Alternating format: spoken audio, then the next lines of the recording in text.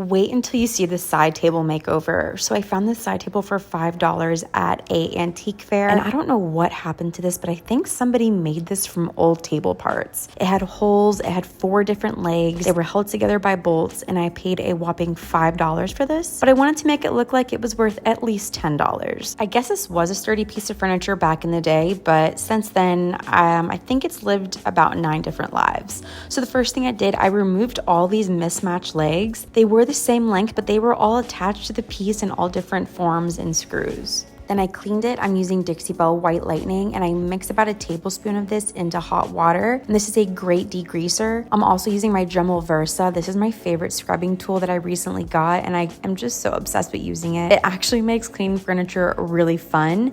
And this is the Scrub Daddy attachment, and look how much dirt and disgusting stains it gets off from that old piece. Now we moved on to fixing all the holes and gouges that somebody took out of this flippin' piece. I really have no clue what they did. It's almost like a Frankenstein piece that somebody put together. So I mixed up some Bondo, and this is what I used to fill in actual holes and super deep scratches, because this is very structural and it dries rock hard. I mean, super rock hard.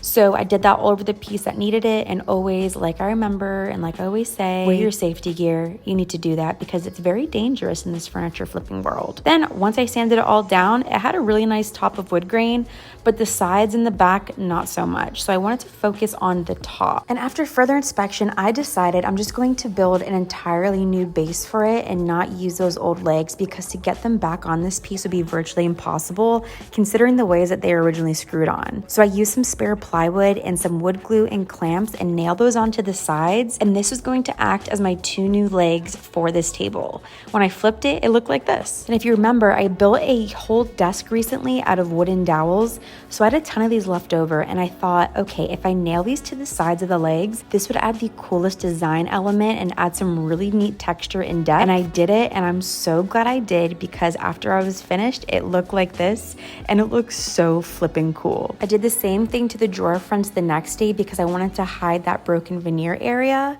and that looked really cool. And then I took some actual rolled up veneer, and I wanted to disguise these wood dowels into the top of the piece. So I cut off a section and I used my iron to iron it on. And then I cut it and used an X-Acto knife to carve it to the exact round shapes of those wood dowels. So with a little bit of hand sanding and the use of my Dremel sander, it actually turned out perfectly and it looked like one complete piece. And my favorite tip is to always use a leaf blower to get rid of all the dust, so it's perfect every time. So moving on to the stain, since this was made with all different pieces of wood, I wanted to get it all one color.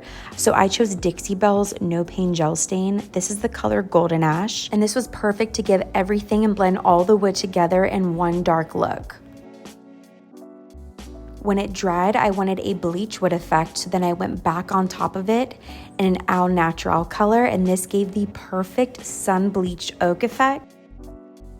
And once it was fully dry, I want to remind you, here was the before and this is the after. Can you believe this is the same bedside table? I am so proud. I love it. What do you think?